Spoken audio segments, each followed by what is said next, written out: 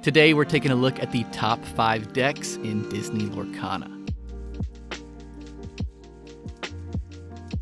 Hello there and welcome. I'm Steadfast, and here on my channel I cover Disney Lorcana decks, guides, and competitive strategy. And out of all my videos, these top 5 meta deck lists tend to reach new audiences more than others. So if you're new to the channel, welcome in. And if you're brand new to Lorcana as a whole, I think this is the perfect time to jump into this wonderful card game. Lorcana is about to enter into its third set, Into the Inklings, which in some ways is considered the final piece of Lorcana's base set of cards. This set will round out a lot of card synergy and introduce locations to the game. So as we gear up and prepare for that, this list today of top decks will be a great foundation going into set 3. Despite a very dominant and powerful top end of the strategic metagame, looking at the format more broadly reveals a diverse set of decks and playstyles. And this top 5 list is a great introduction to that for everyone, and a great summary for competitive players of where we've landed after all these weeks. I'll walk through each deck briefly to catch new players up to speed, and I'll cover any new ideas and improvements on each deck that'll be useful to existing players. Anyways, enough of that intro, let's take a look at the top 5 meta decks in Disney Lorcana. Starting off strong, we have the Amethyst Steel Floodborn midrange deck. Similar to many decks we've seen before, Amethyst finds itself coupling its fantastic draw power along with its removal in a second color, this time steel. This combo has been around for a while, and success can be found with both aggressive and mid-range versions. But with the popularization of Blue Fairy about halfway through Rise of the Floodborn, I've been liking this mid-range version that utilizes Floodborn characters. The addition of Blue Fairy generates card draw with this deck, as she lets you draw whenever a Floodborn character is played. And when you consider all the fantastic Floodborn characters across Steel and Amethyst, it's easy to see how this deck can snowball into a card advantage machine. Let's take a look at the full list. When you think about all those Floodborn characters like Beast, Yzma, Tinkerbell, and Elsa, it's no wonder they've become must-play staples for this deck. But Hercules Divine Hero is another great addition that I haven't seen in anyone else's list. Not only is he a Floodborn character, able to combo with Blue Fairy, but his 6 strength helps in difficult matchups. In particular, 6 damage paired with other steel damage from actions helps take down Ursula, who is a Ruby Amethyst staple that gives steel decks a lot of trouble. Floodborn Herc also takes down rival beefy steel characters, especially those found in Sapphire Steel decks, often boosted with resist from Cogsworth. All this Floodborn strategy is of course supported by Amethyst's famous bounce package, with Olaf as a turn 1 that can be returned to hand with Madam Mim Snake or Madam Mim Fox. These can also be used to bounce Maleficent or Merlin Rabbit back to your hand for more card draw, or used to bounce Merlin Goat for explosive lore gathering. The deck also runs a couple copies of Binja to help against troublesome flutes or spellbooks, but also against Sapphire Steel ramp decks. Sapphire Steel is by far the most difficult matchup for this deck, and as expected, Ruby Amethyst can also be tough. So when talking about the major options for this list, beyond what's already included, those matchups have to be in consideration. Binja can be maxed out more to help against items, and Spellbook can be nice here as an item of your own. If you're really able to draw into all your Elsas and stack them against Ruby Amethyst, for example, having those Spellbooks out while you stall them with Elsa and even Yzma can make a big difference.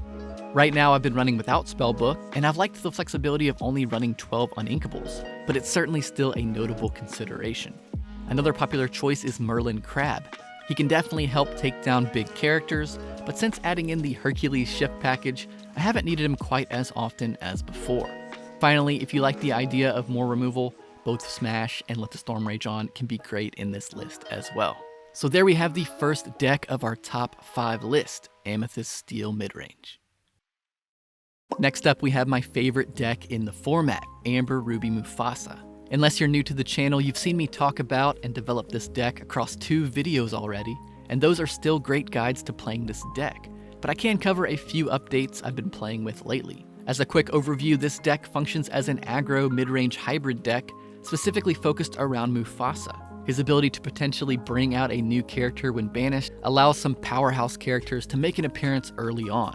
But Mufasa's ability also helps this deck extend board presence past big character removal like Be Prepared. Your main combos early on are a turn 3 Doc into a turn 4 Mufasa, and or the wonderful card draw engine of Mother, Gothel, and Rapunzel. If you can get both these sequences off, the result is a healthy hand and lore on the scoreboard as you go into the later stages of the game. The core of my Mufasa deck is still the same, but a few new cards are included to help against tough matchups. LeFou helps you get past aggro decks as he can ready their bodyguards, and he also helps by readying Mufasa himself, which can prevent him from being taken down efficiently. The Queen package makes an appearance in this version, also helping against aggro decks, but she's also very useful against tough steel decks that like to set up high willpower or resist characters. Sneezy is an interesting new addition. His 1/4 stat line on turn 2 has been fantastic for setting up Rapunzel heals, either through challenging into 2 and 3 strength opponents like Mem Snake, or by receiving the damage off of Teeth and Ambitions, which this list runs 2 copies of. Teeth adds more card draw opportunity for Rapunzel, while also taking down early characters in lists that can shut down Mufasa. The main targets are amber singers like Cinderella, or hyper aggro characters like Pinocchio. Ratigan is another addition that helps in these matchups. Like LeFou, he brings in options for both offense and defense that feel really nice into difficult matchups. Speaking of matchups, the main advantage of the Ruby Mufasa deck is its ability to take down Ruby control decks, but the trade-off is a significant weakness to Steel Song decks and just an awkward spread of matchups in general. Because of that, it's tough to rank this deck, as I find its matchups a bit too volatile for my liking, but I still think it deserves a spot in the top 5. For additional options for this deck, many players like playing the Rockstar line, Lanterns, and other cards like Mickey Friendly Face, although I'd argue Mickey is too slow for this meta, and I prefer strengthening the early game more. Lastly, I think the Queen of Hearts line is still strong, and Fidget is another option against evasives if you need it. Overall, this deck has been a breath of fresh air in a sea of dominating Amethyst and Steel decks. And I don't think this list is nearly as boring or straightforward as many claim it is, so if you still haven't tried out Ruby Mufasa yourself, give it a spin. Next up, in contrast to that shiny new Ruby Mufasa list, we have a deck that's been around since the beginning of Lorcana. This is the Sapphire Steel Ramp deck. This deck utilizes this combo heavy ink pairing to ramp up the inkwell with Sapphire, especially with Fishbone Quill, which can turn any card in hand to ink. Meanwhile, Steel works to slow down the opponent, and even more vital, refill your hand with a whole new world. Now you find yourself in the mid-game with a handful of cards and an inkwell that's ahead of your opponent. If you like how that sounds, this is the deck for you. Early on, 2-cost characters like Jafar and Eric help defend against evasive and aggro characters. Smash joins in to help as well, with all 3 of these cards dealing 3 damage, a valuable number in today's meta. Smash is often overlooked by Steel Songs, but in this deck that favors a large inkwell, fitting Smash into a turn for 3 ink is a lot easier to manage.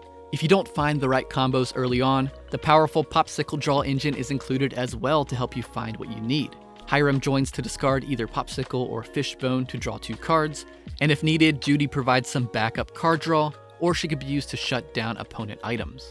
Belle is also a key component in this list, as this deck has no trouble ramping up to 10 ink, making Belle a major threat that demands an answer. At 5 ink, but often on turn 4, Tragic Beast joins in, ready to draw an additional card or sing valuable 5-cost songs. Cogsworth is another 5-cost character that's particularly strong against opposing Steel decks. To round out the characters, Tinkerbell Giant Fairy and Hades Infernal Schemer are classic staples at this point, becoming even more deadly when played out early after ramping up. Finally, another turn 1 card draw option in addition to that Popsicle is Nothing to Hide. But this card can also be used later in the game, scouting your opponent's hand, giving you intel and helping determine when a whole new world can have maximum impact. In particular, Nothing to Hide is a tech card against Ruby control decks, as discarding a hand with 1 or 2 Be Prepareds can be game-changing. In other matchups, the card is much less effective, but in a meta dominated by Be Prepared, this card deserves consideration. But let's talk about a few other options for this deck. Turn 1 Hook deserves consideration. Not only can he help in aggressive matchups, Hook is also fantastic as a quick add-on to the board to prevent Lady Tremaine from hitting a more valuable target. This can be true of any 1 or 2 cost character, but it's certainly worth considering when thinking of adding in Hook. After all, those Ruby matchups are going to be the toughest battles for this deck. Fire the Cannons is another 1-cost option, again good versus hyper aggro. You can add these in over Nothing to Hide if aggro is prevalent, but either way, Popsicle is by far the most valuable turn 1 in this deck. For item destruction, you have the choice between Benja, Judy, and Hard-Headed Beast. Most players prefer Benja, but I tend to favor the other 2 myself. Judy adds in the flexibility of drawing off your own popsicles if you can't find Hiram, and Beast works well in a deck that wants to ramp up to 5 so quickly, and he also adds the valuable benefit of an additional 5-cost Singer. Overall, this deck is a great one for anyone who likes big combos, and the ceiling for this deck is sky high when those combos come together just right. And that's a major reason why Sapphire Steel has solidified its place as a top 3 deck. Next up, as our number 2 deck, we have Amber Steel, specifically the Steel Song Flute deck. This deck again focuses on the powerful songs found in Steel used for both removal and card draw. But this time these songs are paired with Amber, which provides great singers to help play out these cards efficiently, singing them for free. As an example, this deck sports incredibly powerful early combos. Cinderella Ballroom Sensation with her Singer 3 ability can sing early damage songs like Let the Storm Rage On and Strength of a Raging Fire. These combos on their own can take over the board on the opening turns, but when you add in Robin Hood Capable Fighter, his 1 damage ping can join in with Storm or Strength sung by Cindy to wipe out almost any opposing opener. With that in mind, it's easy to see how this can take over the early game, but it doesn't stop there. On turn 3, Ariel comes out to scout out a new song, and she's able to sing songs that cost up to 5 starting on turn 4. Gaston also joins her as a second 5-cost song singer. Together, they're able to sing Steel songs like Grab Your Sword defensively, or Whole New World to reset your hand with 7 fresh cards. Running 4 copies of Gaston in addition to Ariel means finding a singer leading up to turn 3 is much more consistent. But beyond that, he also has the advantage of 3 strength, which means he trades cleanly with an opposing Madame Mim Fox rushing in. Throughout all those combos, make sure you weave in Sleepy's Flute. This item will give you lore each turn you sing, and stacking up multiple flutes can quickly snowball this deck to victory. You'll often find yourself gaining 2 or 3 lore per turn while singing free songs to remove opposing characters. When everything aligns like that, there's nothing quite as deadly in all of Lorcana. Binja is included here, ironically to help out in the mirror match against flute decks, but he also can help take out spellbooks and fishbone quills. On turn 4, Hercules Divine Hero can shift in onto Little Herc, ready to sing a song himself, but he's also a fantastic tech addition to help in the Sapphire Steel matchup that can be a real pain for this deck. With Herc's +2 resist, opposing Steel characters and actions will have a hard time shutting him down. Cinderella fills a similar role, shifting in to sing, quest, or take down tough opponents. Other powerful characters include Rapunzel and Tragic Beast for card draw, Tinkerbell for removal, and my special sauce of 2 copies of Cinderella, Gentle and Kind. One weak point in this deck is the 4-cost slot, so Cindy is another singer that helps provide 2 lore with a respectable 5 willpower. And although it's not as efficient, she's also another target for the stout-hearted Cindy to shift in on. When looking at the matchups for this deck, there is that glaring weakness against Sapphire Steel, but as mentioned, the Hercules line helps tremendously, typically forcing out a blue Hades as the only option to take him down. And don't underestimate that 2 lore on Hercules. There are many matchups when getting out Herc and questing each turn can simply close out the game if they can't take him down. In contrast, one of the strengths of this deck is that it can keep up with Ruby Amethyst control, so long as you know the matchup well and can get value out of your flutes. With no options for item destruction in Ruby Amethyst, Sleepy's Flute can really help close the gap here between these top decks. I don't have a detailed guide up for the Steel Song deck, but if you want to see more and learn how to pilot this list, I highly recommend checking out this video by Zepha. He plays through several great best-of-3 matches, and the list he runs is pretty much the same list as I have here other than a few small changes. Real quick, let's go through a few different options. Tiana is a popular addition as a secondary 1-cost character, and Eric is often included in the 2-cost slot. He can take down aggressive characters with his efficient 3/3 stat line when he challenges. You can also consider adding the 4th Let the Storm Rage On in this deck, as it's a great card in the list. But with Robin Hood included, the deck has to lose an Uninkable somewhere, as it's maxed out at 17 already. Finally, Doc is a fun addition that can enable a skip straight into Stout-Hearted Cinderella starting on turn 4. Consider that if you really want to combo hard in this deck. However, it's worth noting that on turn 3, playing out Ariel or Gaston is such a high priority that it's tough to fit Doc into the mix.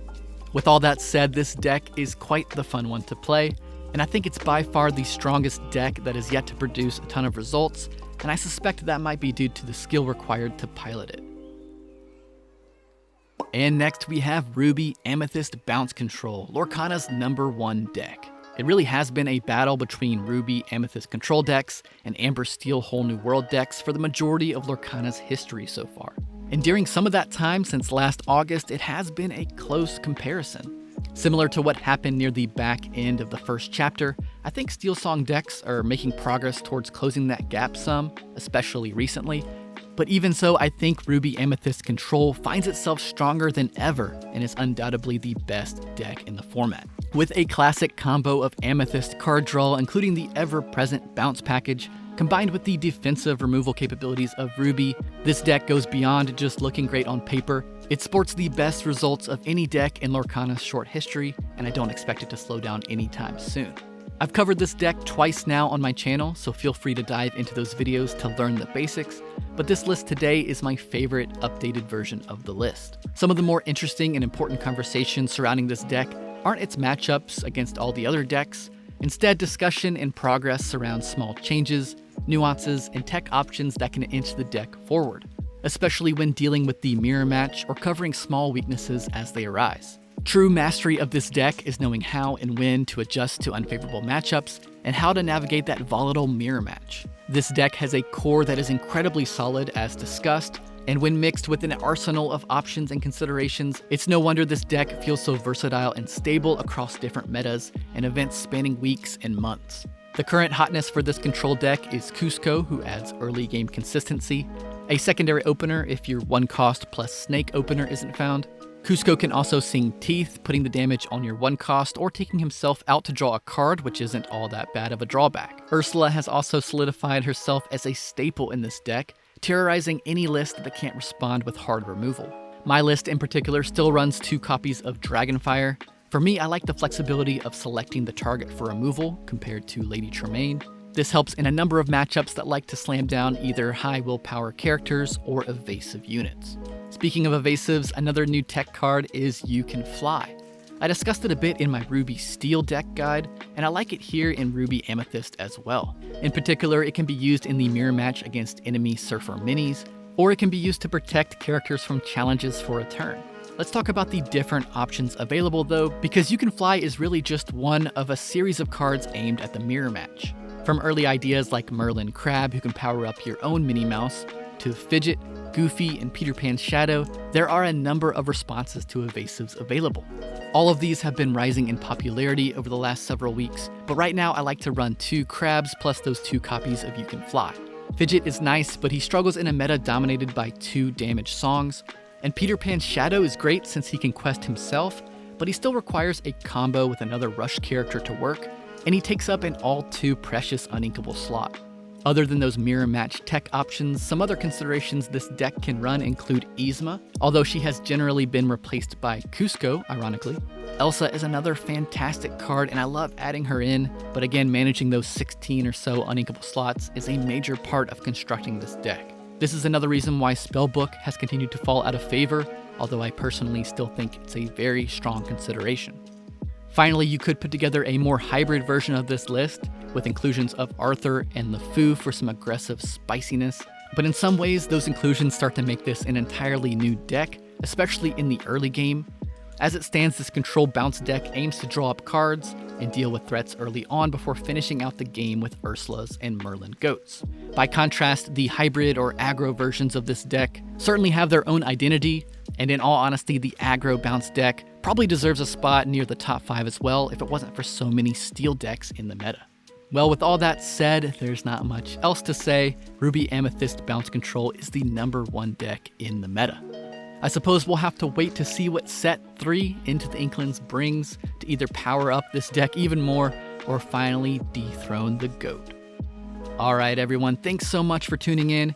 Make sure to subscribe and hit that notification bell because I'll be soon following up this video with another list of 5 more solid decks for you to try. Some of these will be considered off-meta picks, as I know a lot of you enjoy seeing different and new deck ideas that are still really strong and viable. So stay tuned for that, but until then, thanks for watching, peace.